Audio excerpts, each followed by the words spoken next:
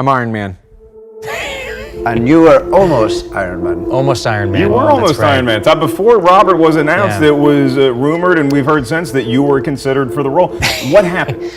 Just some creative differences, and Was the Mummy on your plate at that time? The Mummy was something, I was trying to build out my own universe, the dark universe. Yeah, that worked out pretty well. It is more or less confirmed that Doctor Strange 2 will bring in an Iron Man variant. Robert Downey Jr. was our Iron Man, and there's no denying that. No one else could replace him. No one else could be as good as him. But there's still one actor who can actually play Iron Man and still honor Robert Downey Jr.'s legacy. This actor is none other than Tom Cruise. His superior Iron Man could prove how Downey's take was the best. Hey there, quirky people. Today we're going to talk about Tom Cruise coming into MCU's mix as an Iron Man variant. It has been rumored for almost 2 years now. Doctor Strange 2 is exploring this multiverse. We heard rumors that the film will bring in a few actors who were almost cast as MCU characters in the past, but ultimately lost those roles. While others like John Krasinski and Emily Blunt may not get to show up as Captain America or Black Widow variants, You're fired. That's not up to you. we're 90% sure that Tom Cruise will finally come into the MCU as Iron Man. Loki established that multiverse variants could look totally different from each other. Then, Spider-Man No Way Home put a further stamp on that matter by bringing in Maguire and Garfield. I love you guys. Thank you. So if these guys could have different faced variants, why can't Iron Man? Even though Tony Stark wasn't present in the trailer physically, the fact that Ultron sentries were escorting Doctor Strange made it crystal clear that we will see superior Iron Man.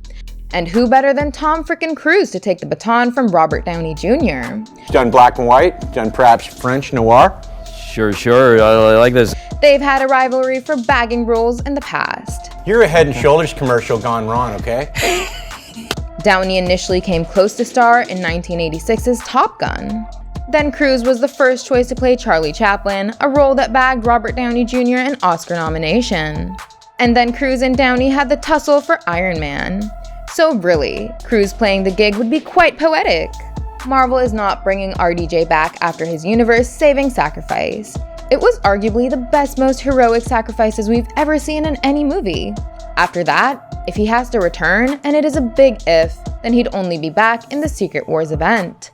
But for now, we'd be content with Tom Cruise. He is someone who can match Robert Downey Jr. with his elite Hollywood status.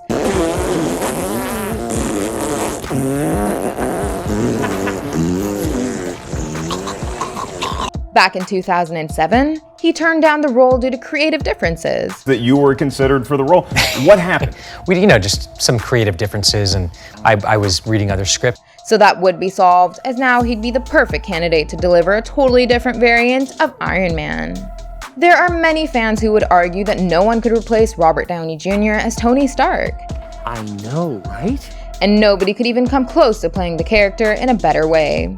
So to those fans, I'd say that we don't need this new variant to be better than RDJ. We need him to be different, and we need him to be good with the portrayal. Are you yawning? That's what this running man could provide us effortlessly. With his big name and reputation, he'd add the kind of weight to the character that would be needed for his short-lived appearance. All right. Rumor has it that this variant Tony Stark has successfully installed Ultron as a world peace program to keep his planet safe. Hence, the Ultron sentries were seen in the recent trailer. Furthermore, he'd also have 3 Infinity Stones and keep the head of Thanos in a jar. So he's already way too different. You're out of your mind.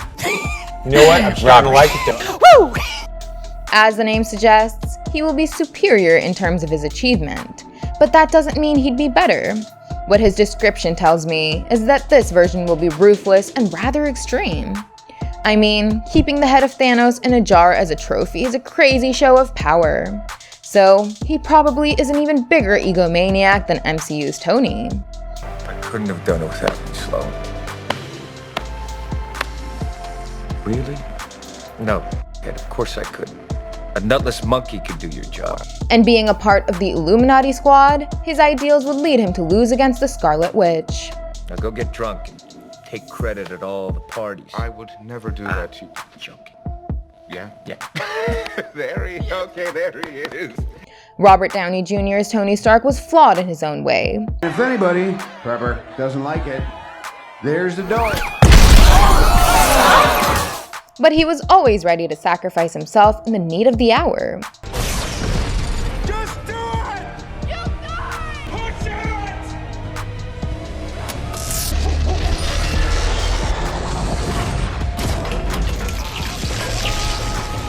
He almost died in the first Avengers, in Age of Ultron, and then in Infinity War before making his valiant effort in the Endgame.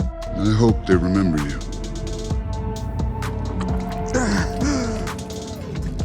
No one could replicate that kind of move in the entire multiverse. What If showed us Iron Man from multiple universes, and every variant Iron Man that appeared ended up dying. As I've mentioned, Tom Cruise's superior Iron Man, who is said to have 3 Infinity Stones, will also perish. Why you all in my ear talking a whole bunch of shit that I ain't trying to hear? So, all this shows us that it was just Robert Downey Jr.'s Tony, who would always be the best version of Iron Man to exist in the entire multiverse.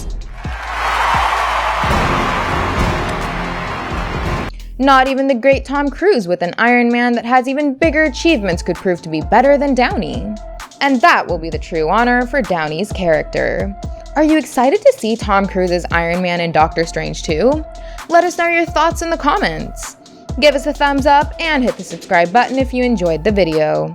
And don't forget to check out some more fun content on our channel.